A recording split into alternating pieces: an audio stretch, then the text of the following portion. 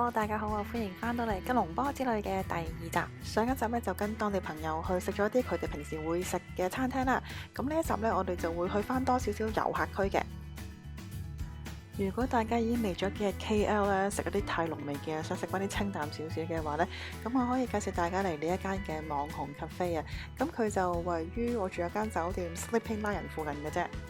雖然話係網紅咖啡，但係個價錢咧非常之咁親民，比香港嗰啲平好多嘅。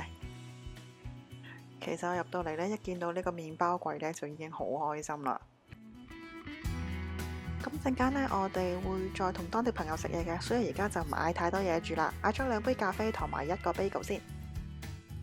呢個呢，就係我哋嗌嘅夏威夷雞肉 bagel 啦。咁個料呢係非常之多嘅，所以2個人 share 一份呢就啱噶啦。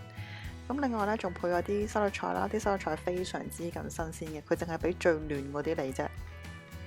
話咁快呢，我哋就同朋友會合咗啦。咁而家呢，我哋會揸1個鐘頭車上去雲頂嗰度嘅。咁點解頭先唔食咁多嘢呢？因為呢，上雲頂之前呢，我哋會再食少少嘢嘅。咁本來想食嗰間餐廳呢，就冇開，咁就到隔離間群記試下啦。咁少少地嗌幾樣嘢啦，嗌咗個炒通菜啦，燴豆腐啦，呢個叫炒花肉啊，即係好似炸 bacon 咁樣嘅。然後呢個呢，就係我要介紹俾大家嘅花雕大蝦煲啦。中意花雕酒嘅朋友呢，一定要試下。最好食嘅呢，就係粉絲啦，同埋嗰啲菜啊，因為呢，吸晒花雕手嗰啲香啦，同埋甜啊，非常之正啊！食完個 lunch 呢，咁我哋就再出發啦。咁我哋泊咗架車喺雲頂嘅纜車站，然後再搭纜車上去嘅。咁車站嗰度呢，有個 Outlet 喺附近嘅，有興趣啊可以睇下啦。不過我呢，就冇睇啦。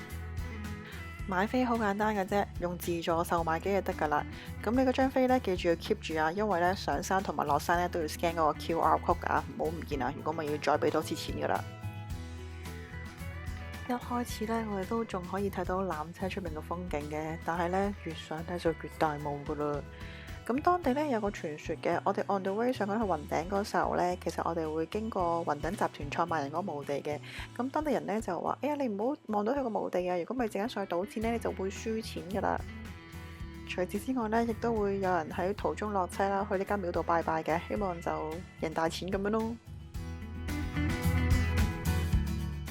不過講到雲頂呢，我諗相信好多人嘅第一印象呢，就係好猛啊！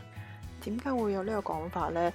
就係據說咧，好多人呢喺雲頂上邊輸咗錢之後呢，就會落返嚟啦，住左手邊呢啲酒店啦，然後一個睇唔開呢，就咁跳咗落去啦。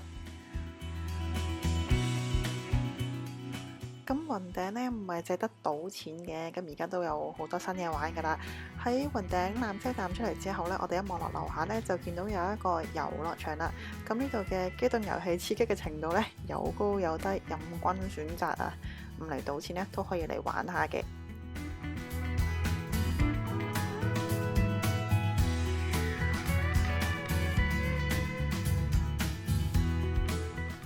啲人成日都話呢，雲頂又凍又大霧，咁究竟實際嘅情況係點樣呢？我哋一齊出去室外睇下先。哇，係堅大霧咯！我哋咪成日聽到話啲明星嚟雲頂開演唱會嘅，就係其實喺下邊呢個地方開嘅啦。但係呢，好大霧啊，咩都睇唔到啊！遇上今日天氣又唔係咁好啦，又落住毛毛雨啦，又凍啦，又大霧啦。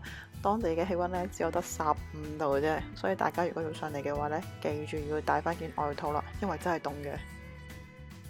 咁凍做咩好呢？就梗係打邊爐啦。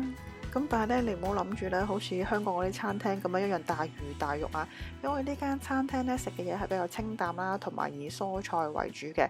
咁但係唔代表唔好食啊，同埋個價錢呢係非常之咁平嘅。而佢最大嘅賣點呢，就係我哋而家打緊邊爐嗰啲菜呢，係佢喺呢度溫室培植，係水耕嘅，所以係好新鮮嘅。有興趣嘅朋友呢，就可以嚟試下啦。玩完又食完，咁我哋而家咧落返山啦。大家可以留意咧，左手邊嗰度咧有一堆光啊，其實嗰度咧就係吉隆坡嘅市中心嚟㗎。換句話說，如果好天嘅話咧，你係可以咧由 KL 嗰度咧望到去雲頂㗎。你睇下，我哋而家回程返落去嘅時候，都仍然係咁大霧啊！嚟到第4日，終於都冇落雨啦。吉隆坡咧好中意咧，突然之間咧落10分鐘雨，跟住又唔落咁樣嘅，所以大家嚟呢度玩咧，記住要帶把遮啦。今日咧就冇當地朋友陪我哋啦，所以咧出入咧就要靠自己 call Grab 啦。咁或者你可以坐地鐵啊，或者 Monorail 都可以嘅。咁我哋而家咧就搭 Grab 去食早餐先。我哋嚟到河九茶室，咁呢一間茶室呢，係好多遊客會去嘅，連 local 朋友呢亦都係大力推薦嘅。所以呢，你要預咗係多人同埋要等噶啦。咁我嚟到呢，首先拎個張飛先，然後呢，你就可以揀食物。到你有位入到去之後呢，你 scan 翻你台號嘅 QR code 呢，咁就 OK 噶啦。咁我咧就極力推薦咖恩多啦、咖喱豬腸粉啦，同埋咖喱麵嘅。咁另外呢，我哋就點咗個海南茶去試下嘅。海南茶呢，大概就係茶加咖啡加煉奶嘅混合體啦。不過呢，我自己就覺得有啲甜啦，我就麻麻地啦。不過呢度嘅咖恩多呢，絕對係世一啊，唔會太甜啦，有椰香味，亦都有班蘭味。不過嗰3嚿牛肉呢，就邪惡咗少少啦。另外一樣我推介呢，就係咖喱豬腸粉啦。咁你見到呢啲豬腸粉嘅形狀呢，同香港嗰啲係唔一樣嘅。佢呢係非常之咁滑啦，但係又唔油嘅。加埋咖喱汁啦，同埋啲乾葱呢，個味道呢更上一層樓啊！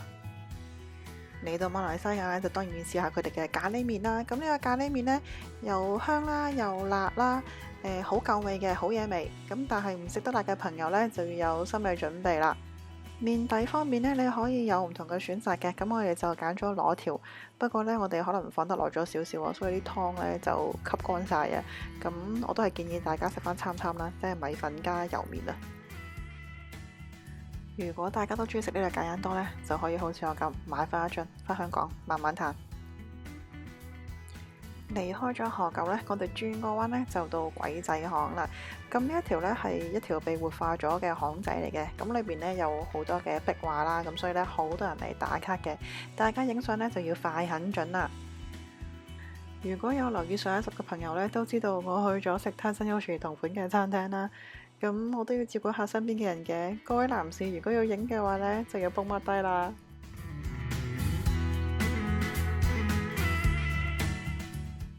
呢度嘅地方呢，其實唔係好大嘅啫，咁你影下相啊，10零分鐘左右呢，咁就行完噶啦。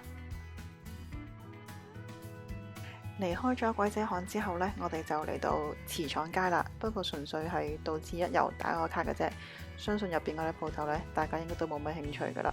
不過大家值得留意呢，就係呢一座而家係全球第2高嘅建築物啊，僅次於哈利法塔嘅啫。行過咗茨廠街呢，我哋就嚟到 REX 啦。咁佢係一間由舊戲院改建而成嘅商場嚟嘅。咁地下呢，就有一啲餐飲嘅地方啦，所以如果未食嘢嘅朋友呢，都可以嚟食下嘢嘅。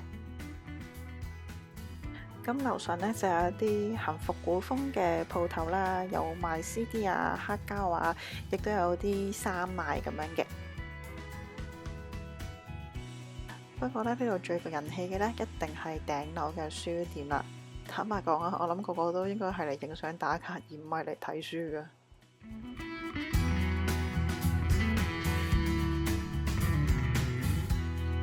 而呢一個位置呢，就係大家爭相要去打卡影相嘅地方啦。咁影相嗰時候呢，記住要注意安全啊，因為嗰個窿你擒出去呢都有少少高嘅，同埋要保持微笑，唔好尷尬，因為下邊呢係有好多人望住你嘅。溫馨提示一下先，頂樓呢度呢係比較悶熱嘅，不宜久留，影完相就好走啦。打完卡影完相之後呢，我哋而家就嚟到 Central Market 啦。咁呢度呢，就分開咗上下2層嘅，主要都係賣一啲當地嘅工藝品啦。咁呢度呢，亦都有一間超級市場嘅，你可以買下啲手信咁樣啦。下一站呢，我哋就會去獨立廣場嘅。咁行緊去嘅途中呢，我哋經過咗呢一條 River of Life。咁聽講呢，夜晚呢係有音樂噴泉表演㗎。